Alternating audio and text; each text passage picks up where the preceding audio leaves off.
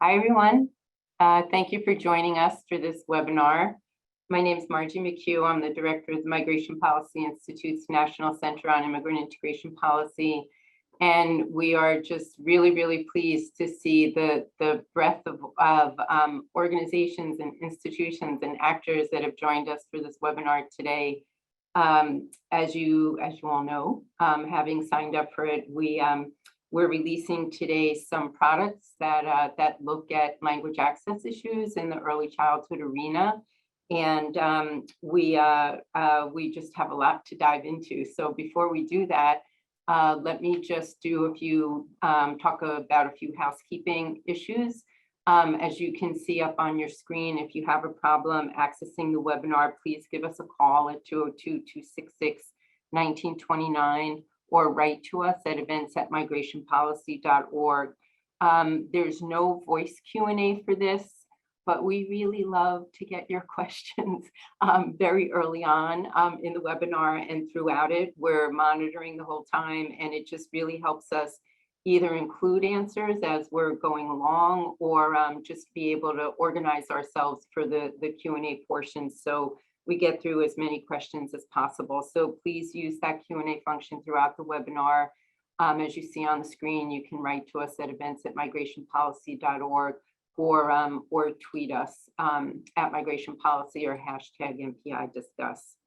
So I'll just say a little bit about the background of our center, which is pretty relevant to these language access issues and how we're going about them, how we're organizing our work around them these days. So we've been in existence for about 15 years within the Migration Policy Institute, the broader Migration Policy Institute.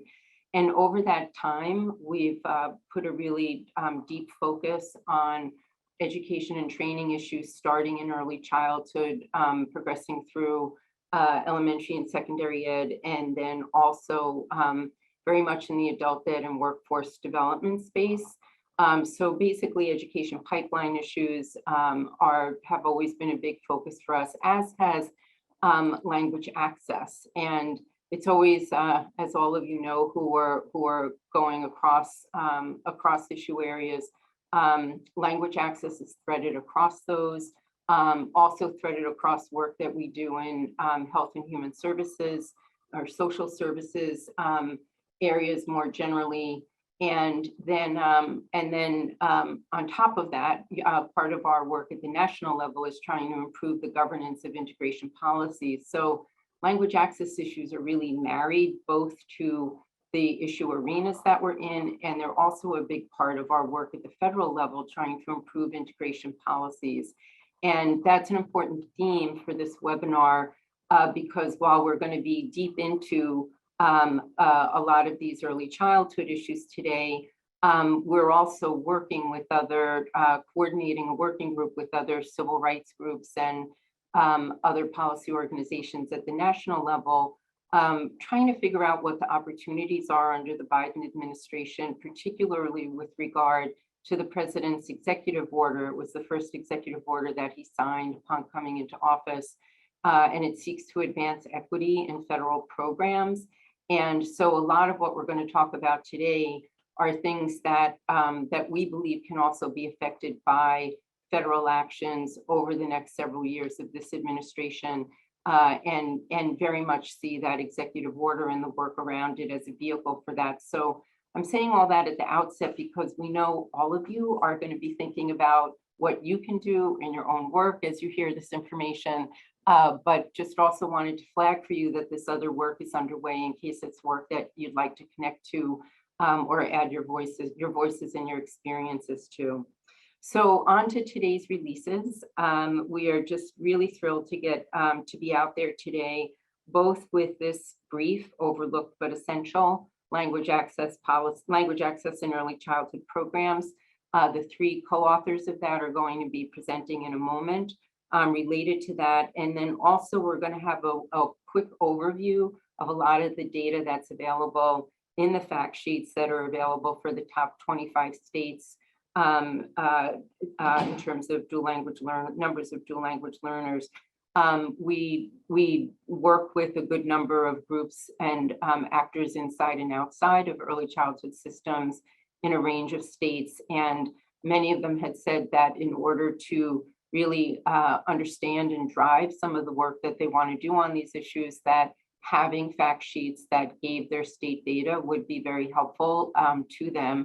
And so we're happy to have been able to provide it. I'm not sure our communications team was so happy to have to lay out 25 fact sheets.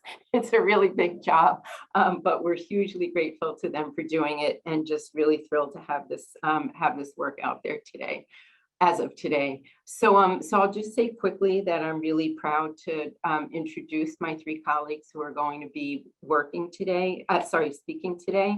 And who are the ones who really did yeoman's work with getting all of this together. So Maki Park is our Senior Policy Analyst for Early Education and Care here at MPI, and she really led all of the work here. Many of you who are on the call know her. She's been with us we've been lucky enough to have her working with us for almost 10 years now. And this work is work that she has cared about and shepherded for many years with us. Then I'm also pleased to introduce Jacob Hofstetter. Jake has been pulled into early childhood work. He really focuses on adult ed and workforce training as an associate policy analyst here, and language access issues. And so because of his expertise on language access, he's played a critical role in the development of everything that you're going to hear about today. And then I'm also delighted that Ivana Tooney Yang has been able to break away from her studies, her graduate studies that she's moved on to. But she was a research assistant with us over the last several years and played a critical role in pulling together the data sheets and the reports. So we invited her back to be part of the presentation today, and are really pleased that she could join us.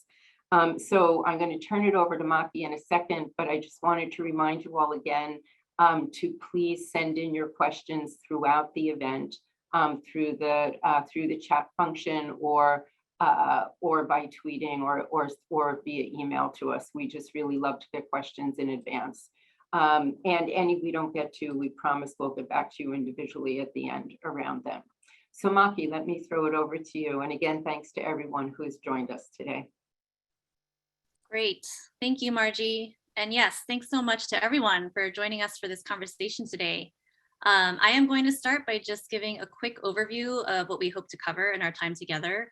I'll be giving just now a quick intro to the issue of language access in early childhood, what this means, why it matters, and kind of where we are at the moment on this issue.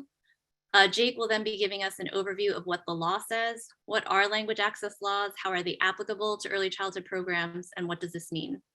Ivana will then take over and provide some data and a demographic overview of DLL families to give us just an idea of the scale of the issue.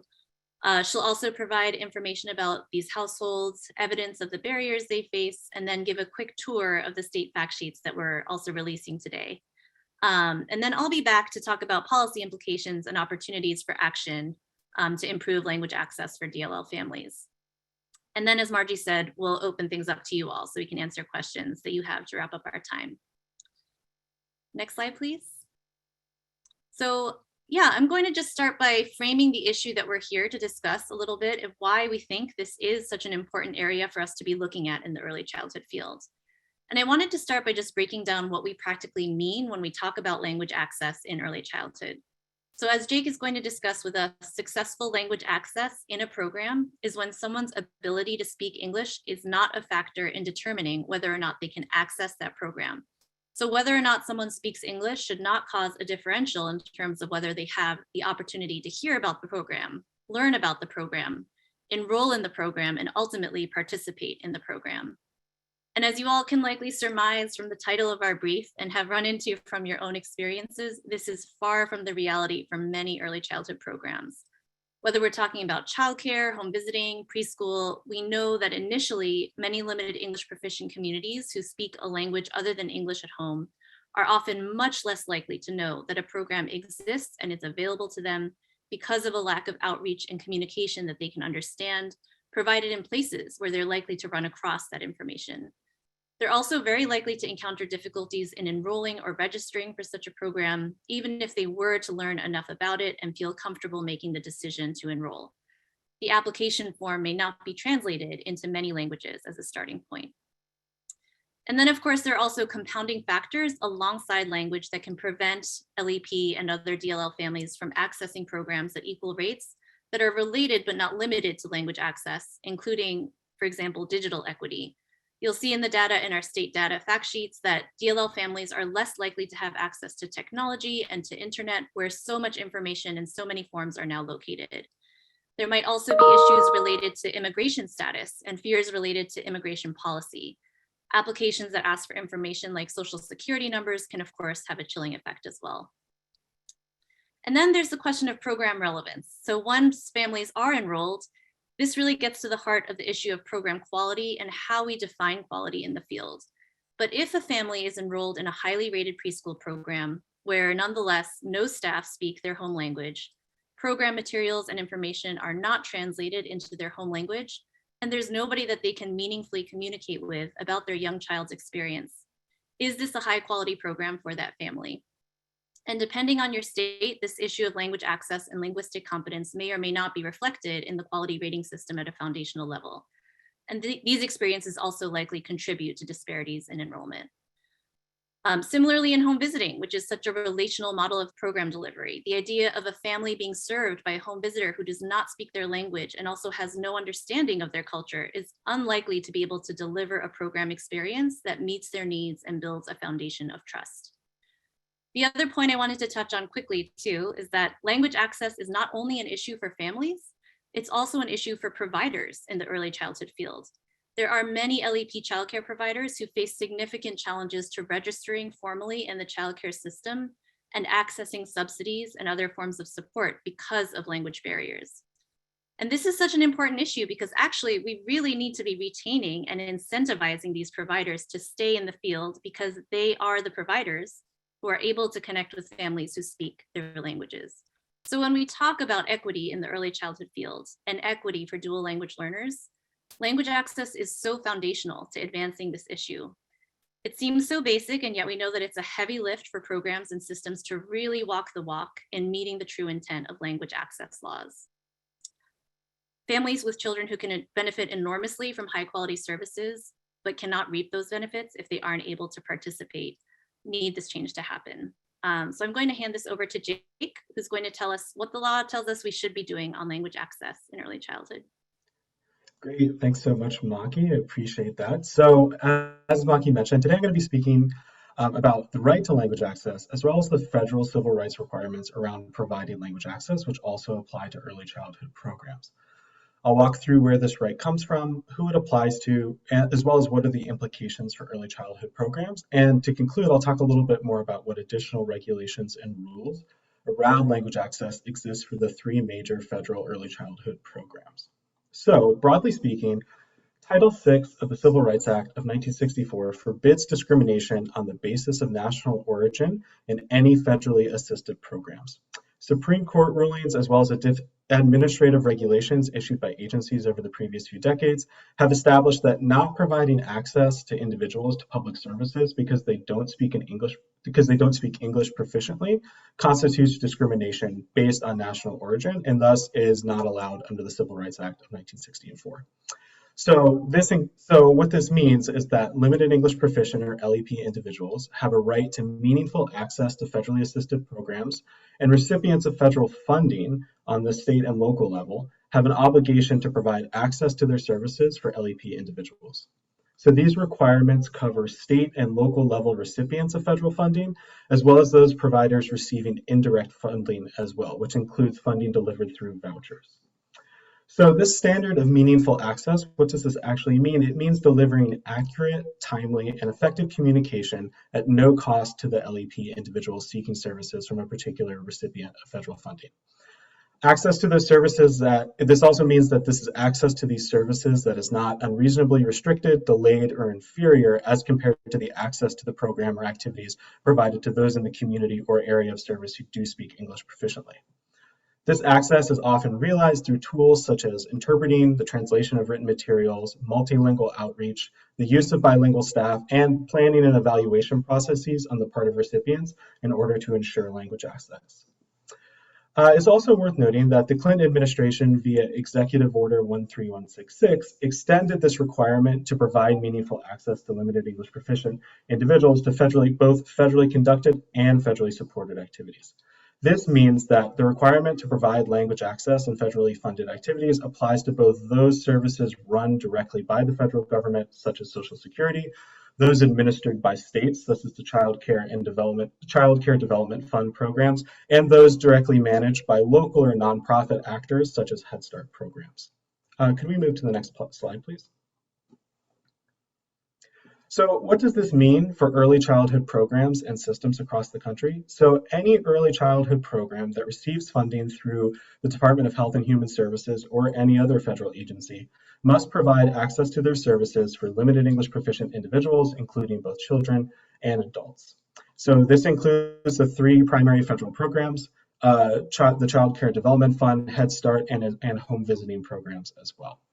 I also want to emphasize here that Title VI requirements follow federal funding as it passes down through different entities. This means that the requirements around language access apply to funding which is passed through state agencies to local recipients as well. So funding that may originate in the Department of Health and Human Services, which is then delivered to a state agency and then granted out to sub-recipients in the state, that requirement to provide language access also applies to those local recipients as well. Now, with an understanding of this obligation in place, the question becomes, of course, how do systems, programs, and providers go about complying with these requirements to provide language access? Well, federal agencies, as well as the Department of Justice, have provided guidance to recipients to help aid compliance with language access requirements. So departments have both their own language access plans for all of their own programs and services, but federal departments have also developed what are known as limited English proficiency guidance, which is intended to help facilitate compliance with language access requirements for recipients of their funding. So these guidance help recipients determine both what the needs are for language access in the areas they are serving, as well as how to best comply with the obligation to provide that standard of meaningful language access to LEP individuals. So looking specifically at the U.S. Department of Health and Human Services, or HHS, which has its own LEP guidance for recipients of its funding. As I mentioned, this provides important information on how recipients can ensure compliance with Title VI language access requirements. 2 things I want to note in particular are an assessment that it lays out known as the 4-factor analysis, which is intended to help recipients of HHS funding better understand the best mix of language assistance services that they should be delivering. The 4 factors that this test prompts local programs to consider are the number of LEP individuals likely to be served or encountered, the frequency of that contact, the nature and importance of their services, as well as the resources available to provide that right to language access as well. So with this assessment, recipients can better understand what the extent of their obligations around language access will look like and how they can best comply with those. It's also worth noting that this guidance from the Department of Health and Human Services, as well as the guidance from other federal agencies, also includes practical guidance on how to ensure effective interpretation, accurate translation of written materials, how to properly train staff on language access, and also how to develop appropriate planning procedures around language access, such as the development of language access plans. On a cross-agency level, there's also a repository of information on language access on the website lep.gov, which I'll provide in the chat after my remarks, which contains even more details on how to comply with language access requirements and also how to effectively serve LEP individuals in programs. Next slide, please. So beyond these obligations that apply to all federal funding, the 3 primary early childhood programs on the federal level also include their own regulations related to language access. So these are based both on the specific language of the laws authorizing these programs, as well as subsequent regulations for these programs issued by the Department of Health and Human Services. So CCDF programs, Head Start, and home visiting each have their own regulations and statutory language regarding the accommodation of limited English proficient children and their families. So these are additional, more specific requirements for programs or state agencies receiving funding on how they should be conducting outreach, or serving LEP individuals. For the sake of time, I won't go into exhaustive detail on this, though I will note that we detail this extensively within the brief. But for example, under CCDF regulations, state-led agencies are required to report on what strategies they are using to conduct outreach to LEP families, while under Head Start, providers have to use interpreters and translators where appropriate in order to accommodate and provide services to LEP individuals. That said, these requirements across the 3 primary federal programs outside of Head Start are quite limited. They're often lacking in specificity and accountability mechanisms, such as the collection of data or other forms of evidence that language access is actually occurring. And this gets into the final point I want to mention here, which also builds into Ivana's section, which is the extent of implementation, evaluation, and accountability around language access requirements in early childhood systems is really difficult to gauge across the diverse programs, geographies, and providers without better data and reporting on language access. So while there is this federal framework that exists that requires providers and systems to ensure meaningful access to their programs for LEP individuals, it's really difficult without better data, without better evidence, without better reporting to tell the extent to which these measures and larger language access requirements lead to consistent and effective outreach, access, and inclusion of limited English proficient families by ECEC providers and systems across the country. So with that in mind, I'm going to pass the mic over to Ivana, who's going to talk a little bit more about data and some of these barriers that we saw in our research as well. Thank you so much, Jake, and thank you, Margie and Maki and the whole team at MPI. I've really missed working at the center since starting grad school this fall, but I'm glad to be back to share some quick data points from this analysis. So I will jump right into some high-level context with national data based on MPI and CIIP's analysis of 2015 to 2019 American Community Survey data.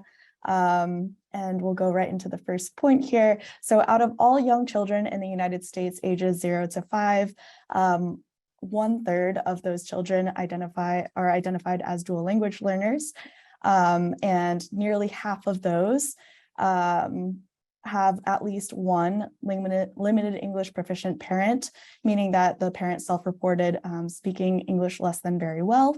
And that is 3.3 million children across the country that we are focused on for this analysis. And as we have reported in previous research in the center, those families are also more likely to face multiple compounding factors that prevent access to different federally funded programs, as Jake discussed. So across 3 dimensions, the first one is parental educational attainment. 29% of DLLs had at least one parent with less than a high school diploma or equivalent in formal education, compared with 9% of non-DLLs. Along the dimension of poverty levels, while 38% of non-DLL households were low income, half of DLLs lived in low income households. And as far as digital access, which was a critical point of disparity and vulnerability as highlighted by the COVID-19 pandemic shift to remote learning, DLLs that lived in low income houses with at least one LEP parent and at least one parent with less than a high school diploma or equivalent, of all those children, 1 in 4 had no internet access. So moving on right along to the next page regarding that demographic, those subgroups and the evidence and implications for their barriers to access. And returning to Jake's discussion on legal rights to language services for these federally funded programs under the same requirements by law, CCDF, authorized by CCDBG, there's been more than 15 years of evidence showing insufficient language services. That data we could trace back as far as 2006, and although it's sparse, the data that we were able to find pointed to disproportionately lower access for DLL families compared to non-DLL families. And here, as far as home visiting, for McV, there's a unique emphasis on staff that go into the homes to do the home visits. And the data that we were able to find, although again, less than ideal, it showed a lack of culturally and linguistically diverse staff that left immigrant background families underserved, and if they were receiving services, often not culturally or linguistically responsive to their particular needs. And then we look at Head Start and Early Head Start, which actually provides an example of systematic data gathering and accountability at the federal level through the form of their Program Information Report, PIR, requirement, which actually shows us a record, a paper trail, that Head Start has proportionately served DLLs over the past several years, meaning that approximately 1/3 of those enrolled are DLLs, matching the approximately 1/3 of DLLs across the United States. So that is shown proportionality that other programs could look toward. And then at the state level, there are public pre-K programs wherein data collection and requirements are at the discretion of each state. Even though only 31 of those states actually reported the number of DLLs in their programs, more were required to do so.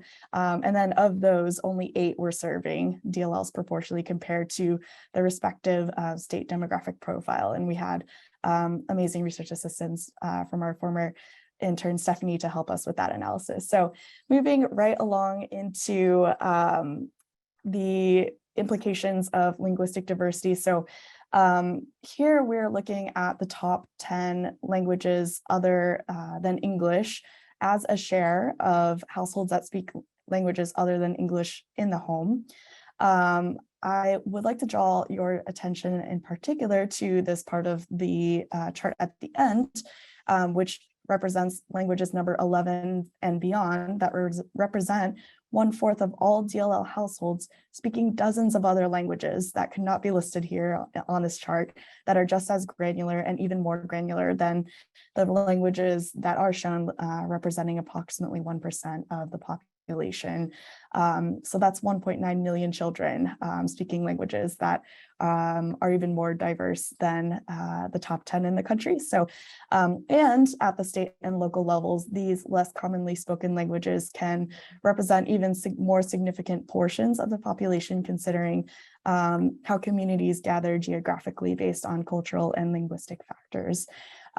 So of course, this raises the challenge of how to target services more effectively at all levels of government when the linguistic diversity increases at the granular levels. So on that note, I will move right into a walkthrough of our state data fact sheets because of the levels of increased super diversity of languages that we've talked about. So as mentioned today, we have published data fact sheets for the top 25 states based on immigrant population. And I thought I would walk through Massachusetts, given that that's my home base right now.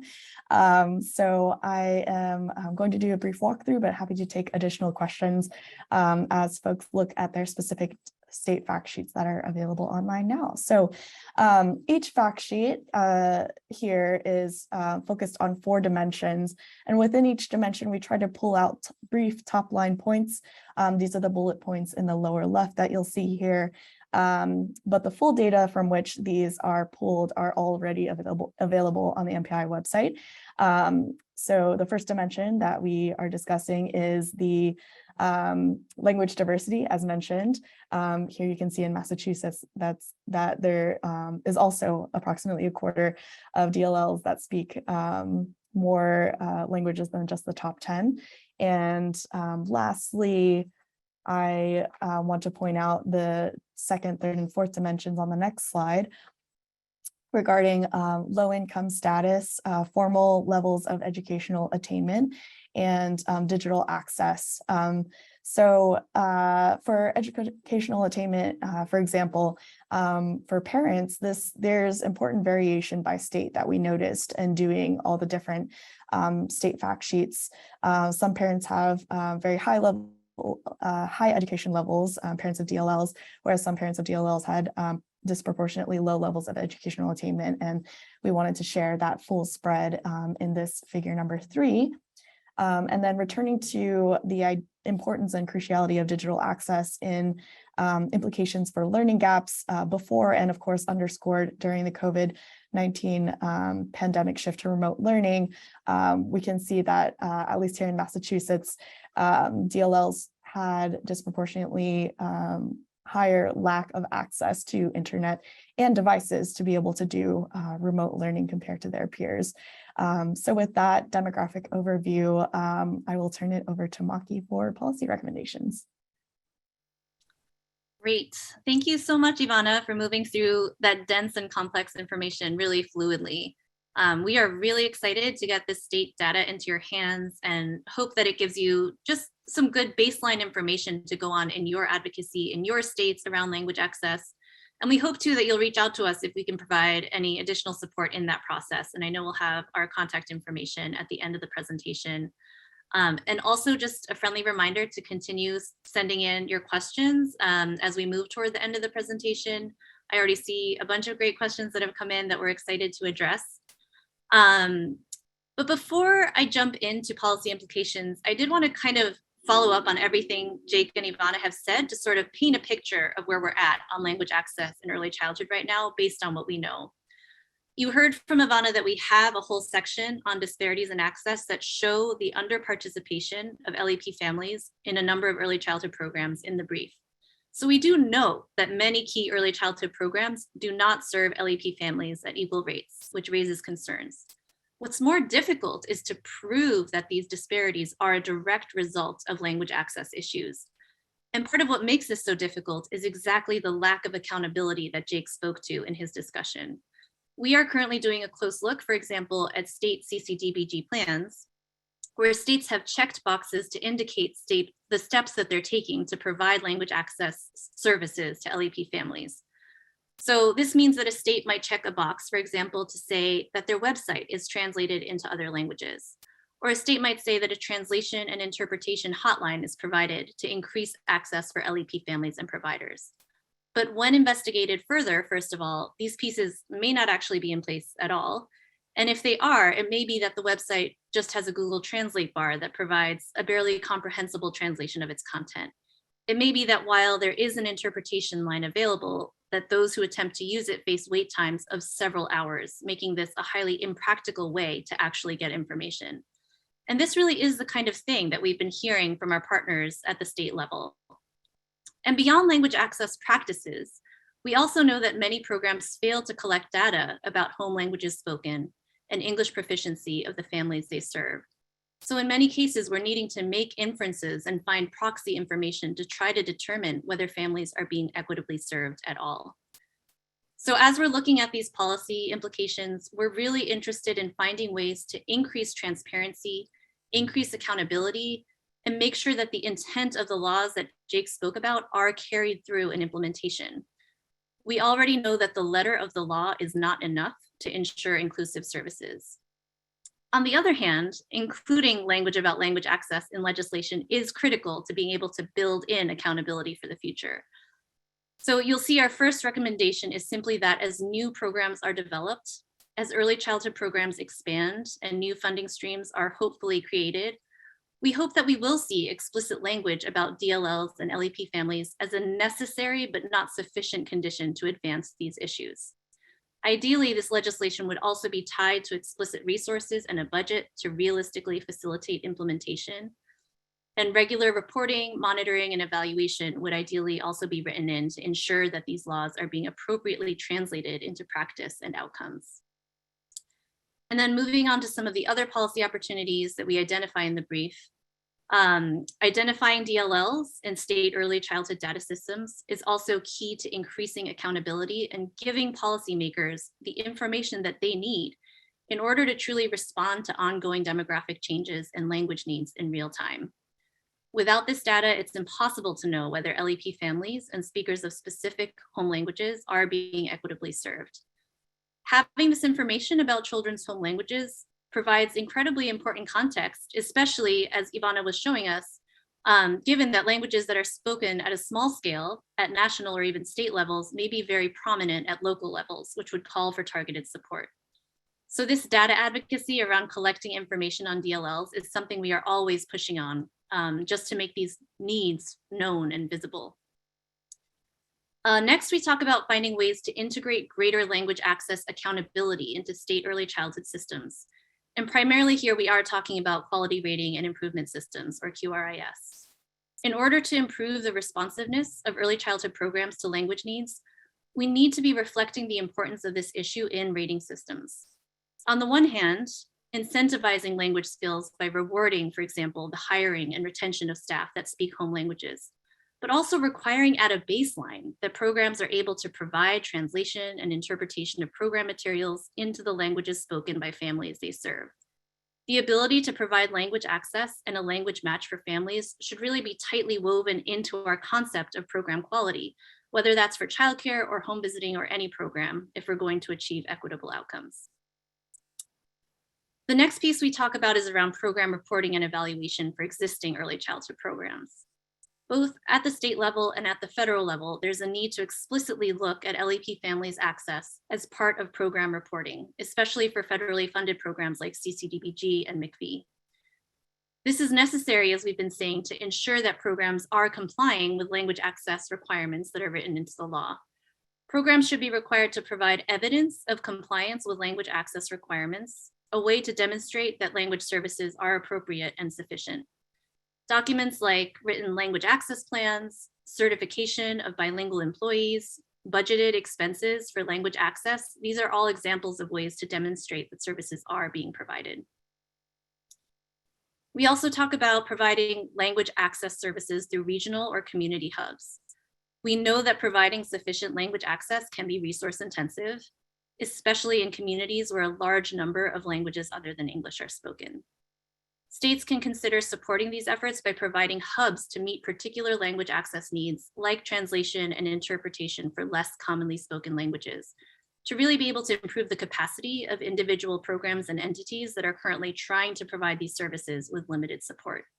So this could really just be a way of preventing multiple programs and services from kind of reinventing the wheel and duplicating their work. And then the final recommendation we point to is really to leverage the great work that is already being done out there by trusted community organizations. And by community organizations, we're largely referring to smaller culturally specific organizations that are embedded in the communities they serve. Communities that are often labeled as being hard to reach by larger mainstream organizations. These are places that are staffed by folks who have deep and trusting relationships with families, who understand their cultural context, and who speak their home languages. That means that they're equipped not only to be able to communicate in a language that families understand, but that they're also aware of and can attend to many of the other barriers to services that they may be facing, some of which Ivana spoke to earlier.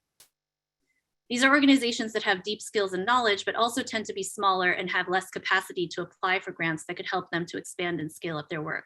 So again, just placing a value on the skill set and resources that organizations like this bring to the table, lifting up the importance of language access, and funding this work and partnering with those that are able to bridge between institutions and families who can benefit from services that they currently are not accessing. And I am going to stop there so that we have plenty of time for questions. And Margie, I'll hand this back over to you. Thanks, Maki. So I'm thinking, just seeing some of the questions that I might say one or two things off the top, and then Maki, I think I'll pitch a few questions to you right afterwards. So I just want to, I guess, clarify that having worked for many years at the state and local level on these issues, the question of funding to provide language access service. And well, of course, it's a big part of our work now at MPI too, just trying to help states and localities in particular with thinking about their strategies around those issues. And I think it's safe for me to paraphrase the opinion of the orientation of the federal government, which is that when it comes to civil rights laws, basically they're not going to pay you more as you run your service, not to discriminate people based on their race or their ethnicity or their national origin. And so that's why there's not, it's a civil rights issue. And so It's just a bedrock piece of law that you may not do that. And individuals or organizations, can bring lawsuits or bring complaints to the offices of civil rights within agencies if an individual is not able to get equitable access to a service based on the lack of appropriate not just translation and interpretation services at the front end, telling you about a service, because what's the good of telling you about a service in your language if you can't access the service because of the language it's given in? So, it gets pretty complicated pretty quickly for states and localities and for individual programs to figure out how to do this. And so one of the things that that states and localities have done in a lot of cases is pass their own laws regarding the provision of language access services, just to cover their own roles and their own services, and often to build capacity in their systems to address language access issues across both federal, the pass-through money from the federal down to the state, down to localities. So Jake, why don't you put into the chat, we recently, somewhat recently published a report on a bunch of the strategies and elements that states and localities have put into their laws to support language access provision in services in their states. And I'll just throw out a few examples that those of you who are writing in about cost issues might want to ask more explicit questions about. One of the things that we've seen and that we've tried to kind of package in different ways in our recommendations at the federal level is, what are some of the ways that higher levels of government can can purchase, in a sense, or open up contracts that when you aggregate the demand that a system is going to face, you can do a contract that will bring down the price very often for translation. So you see those kinds of master contracts opened up at the city, the county, the state level in a number of places where the state isn't putting extra money into those necessarily, but it's getting you the best price by bargaining down individual session costs for different languages. And that's one of the best ways that we've seen for being able to get languages, some of the very low incidence languages actually covered at a very reasonable rate, because you can get it at a better rate under master contracts that are going to bring a lot of business to a particular translation service. So anyway, just wanted to kind of open up those parts of the issue for some of you who are writing in. And then in the meantime, Maki, let's bring it back to childcare in particular.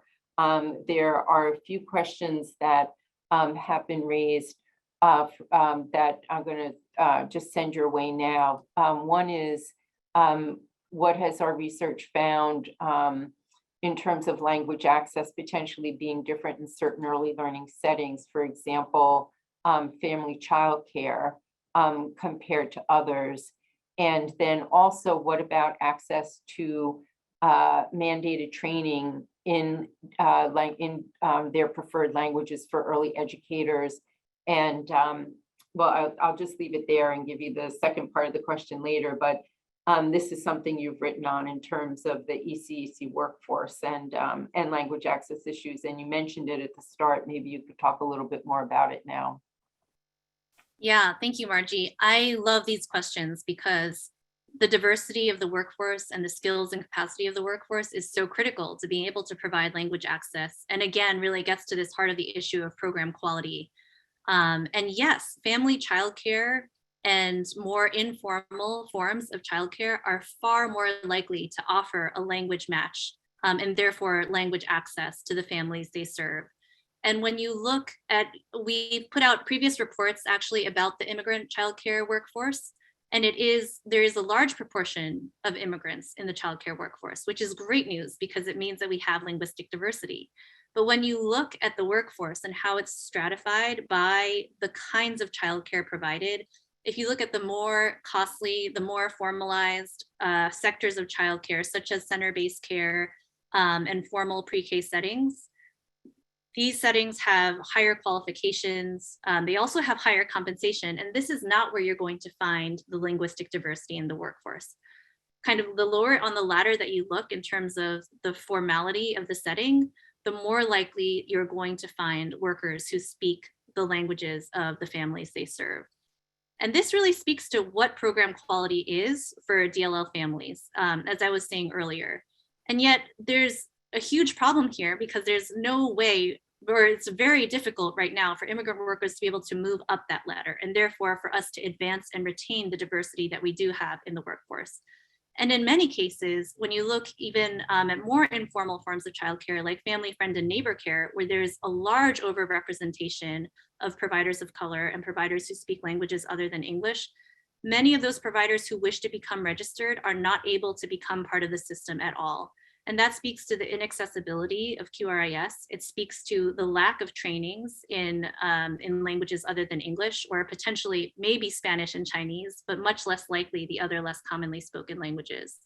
And it also speaks exactly to language barriers in the process of becoming registered and the many bureaucratic barriers and hurdles that workers face. And so on the one hand, it's very good news that family childcare and FFN care tend to offer a better language match. On the other hand, we really need to think about what that means for the field and how we can leverage the assets and the incredible resources that we have in terms of early childhood workers, and how we can help them to advance in the field and to help the children in their care thrive. So Maki, I don't know if you saw that the second half of the question about training for early educators, the second half was about access to state mandated assessments for young children in the child's home, and often their only language, which is not English. And is that covered under Title VI? My sense is that that it's not, because Lau v. Nichols is largely understood to only apply to K-12, or is it not that? Is it that? Well, anyway, sorry, just what is the reason that, do you know what it is, or do we need to write back about that later? I can let Jake jump in. I think there is some ambiguity in terms of whether it could be interpreted to apply to early childhood settings. So it has to do with how one reads the law, and maybe Jake can speak more to those specifics. But in general, regardless of what the legal mandate may or may not be, or how different states and localities are interpreting that, I can say with certainty that this is not something that is happening in the field. And at a baseline, that we don't even have many of the assessments available in the languages that many DLL families speak. And this is something that we've talked about at great length in other areas as well, but is a huge need when we also when we think about accountability and data collection for DLLs. If we don't have an understanding of how these children are doing and what their experiences have been, how can we ensure program quality for this population? Jake, do you want to speak a bit more to the legal side? Yeah, I would just say that, first of all, I think it's a great question and something that definitely we'll touch base internally and get back to you with a more detailed answer. But just like Maki said, there can be some ambiguity over what exactly is a violation under Title VI and what is not. So we'll discuss more about that exact mechanism and how Title VI might fit in, and then definitely we'll get back to you with a more comprehensive response. And I'll just say in practical terms, a number of you on the call know that we run a semi-private network of folks who are working on dual language learner issues in their states, the National Dual Language Learner Roundtable. And, I think practically speaking, a lot of folks that are working on these issues are thinking, well, there's so many things that need to happen at once. If you were going to start to do assessments of children, or in any number of programs, if you were going to be trying to capture more information about home language and how it's used by the child and the like, you need to have a workforce that could actually do that. You need to have data systems that could capture that information. You need to have the assessments, et cetera, et cetera. And so a number of the initiatives that we see that are pretty promising are things like legislation that was recently passed in California for the identification of dual language learners. Maybe Maki, you could drop in the chat the piece we did last year on DLL identification and what are the implications for systems, what are the other capacities that are needed to really move in the early childhood space with identification of DLL children, and how to have these interlocking pieces happen, in a way. But I think that, I think a lot of places have been caught off guard. They, especially for children ages 3 to 5, the thought was that Head Start was doing a decent job of it, but then states started to push a lot of their money into an expansion of pre-K, and those expansions are happening without really thinking about or building the capacities to meet the needs of immigrant background kids and their families. And yet, if you look at all the data that's there in the data sheets, if you're trying to target these services to low-income families and families that face economic insecurity, the key data points are usually living in poverty, parents with less than a high school diploma or equivalent, and then it goes through the 4 or 5 data points that the top line data points that we've got in those data sheets for you. Kind of any sort of targeting really leads you to this population, and that we really haven't built the workforce to be able to work with these, to work effective, to identify, to make them visible within systems, and to be able to work effectively with them.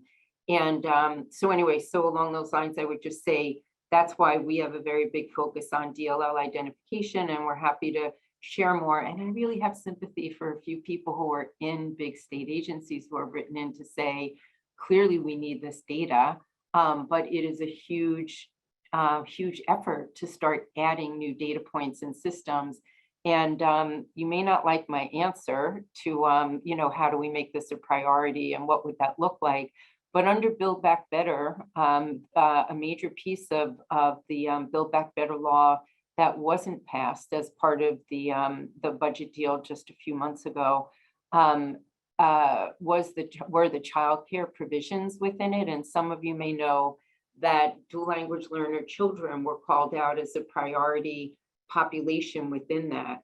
And so if that law comes back around, or if that piece of the law that didn't move forward as part of the big budget deal, when that comes back, I would say, keeping your eye on the fact that that law, in a sense, assumes that DLLs will need to be identified, that certainly will be a giant step forward in trying to more kind of appropriately address the needs of those children and families, and sort of force some of the capacity building that over the last 50 years K-12 has built. Built it very quickly in some places, and then as immigration went from sort of a 5-state issue to a 45-state issue over the last 30 years or so, that building has been happening all over the in many states and localities that are newer destinations for immigrants. So just returning to some of the questions. One of them had to do with OCR complaints. Jake, are we aware of recent OCR complaints? Where can people find out more about that? So maybe if you could just review again what OCR complaints are, how they can be filed, and where folks can find information about different cases that have been brought would be great. Yeah, absolutely. So one of the this gets very complicated very quickly, but one of the difficult pieces of language access is that unless there's proof of intentional discrimination, on the part of the recipient of federal funding, there's no actually right to file a lawsuit. So one of the main avenues, if there's not intentional discrimination against LEP individuals, is to use an administrative complaint process, which is a civil rights complaint process that goes through different agencies, offices of civil rights, where those offices of civil rights take in complaints, review them, then potentially investigate them, and will generally work with the recipient to bring them back into compliance around whatever particular civil rights issue that would be, language access in this case. I can provide some links that I dropped in a chat, but I actually think it was a private chat. So I'll share it out with everyone where you can see different examples of these resolutions of these cases. So I can share both those related to K-12 systems as well as those related to from the Department of Health and Human Services. I share those also because I think they provide really interesting looks into what are some of the violations of the right to language access that have been investigated by these different agency OCRs. What do they look like? What are the types of things that providers need to do to be coming into compliance? So these complaints are not just they're not just there to provide like negative examples. They also provide some constructive information on what are the types of things that providers can do to be in compliance with language access requirements under Title VI of the Civil Rights Act as well. So I will share that in the chat right now. So Maki, I'll just combine two questions here for you. One had to do with what are some federal and state resources that are available for translating materials for child care centers. And I don't know if that's sort of like a CCR&R question, but also can you speak a little more to the barriers that linguistically diverse child care providers face when trying to open or become a more formal child care site? In addition to just having training in accessible languages, what else could state governments be doing to make those opportunities more accessible? Yeah, thanks, Margie. Unfortunately, I feel like the latter question about barriers is easier to answer than the resources that are available, but I can address the one and try and get to the other. So yeah, when it comes to the barriers for an LEP provider to formalize their childcare and open, for example, a childcare center, there are really barriers across kind of the whole spectrum of experience. On the one hand, like beginning to even know that if you're an informal provider, that there are subsidies available to you, that might not be information that reaches a lot of people, that this is something that's possible for them to do, might not be information that they received. So information and outreach about the process and about the possibility is one point, and just getting access to that knowledge. The technology barriers that Ivana spoke to are also huge. A lot of the information and application materials, as well as guidelines and some of the regulations that one needs to know about in order to embark on this process, a lot of that is to be found on the internet, and that's not something that many people have access to in many cases.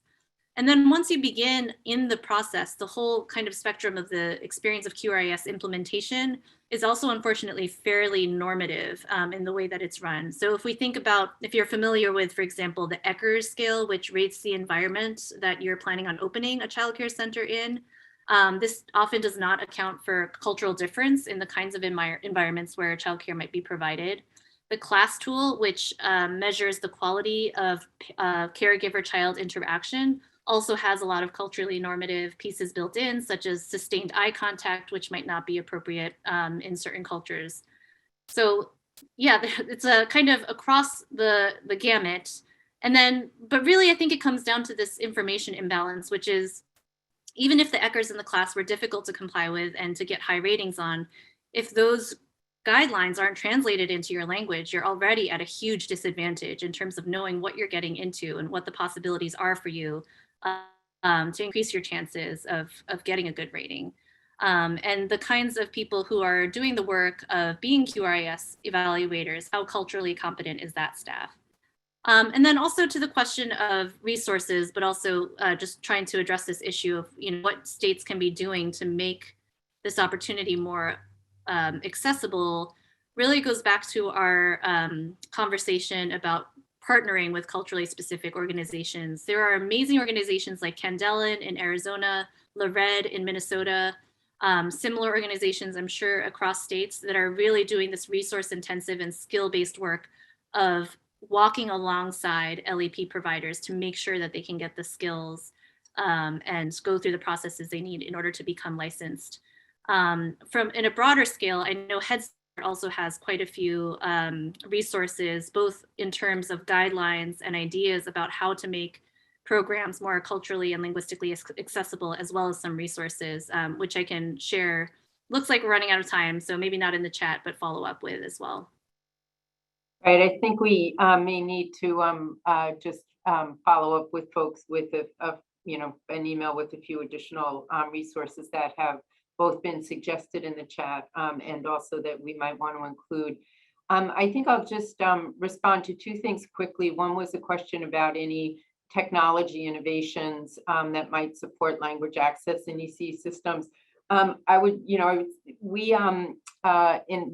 guess this is another thing we can send out, but there's a big discourse about, for example, putting more information, making more information available via cell phone for families, since that's the most common type of technology that's available for many immigrant families, and doing that in languages that they understand. Also, we saw a lot during COVID where different city offices, for example, that were trying to get out COVID information, rather than trying to do it sort of with a paper translation or expecting that people would find information online, they would simply advertise that they were going to do a sort of like a briefing call, or just a call in that would be in many different languages, just different phone numbers to call in and get the information in a language that individuals would choose, which would also be a way to overcome some literacy barriers that individuals might have. So there are a lot of strategies out there. I think we're more in the hunt here for policy level changes that would, rather than having a lot of box checking, like, yes, federal government, state saying, we know we have this responsibility, and we told everyone else they had this responsibility. I think we're looking for ways to have it be that both there's more support for programs, more technical assistance, more resources, places to go where they can get some shortcuts to things that are amenable to shortcuts, but then also that system building efforts that are underway are really tied to measures of equity for key subpopulations, just to make sure that as system building happens, it doesn't say we can't get to that issue right now. We've heard that for 10 or 15, 20 years now. Really now is the time to not be looking past these issues any longer, especially with equity issues on the table, that this is obviously a key equity issue for a key population that does experience inequitable access and is a key priority for services given the profiles of families. So anyway, with that, thank you so much to all of you for joining us, and we look forward to staying in touch and answering any questions that we didn't get to. We'll get back to you individually. Thanks again for all the important work all of you are engaged in, and we're happy to be more in touch with you about it if you think we can be any help. Thanks again and take care.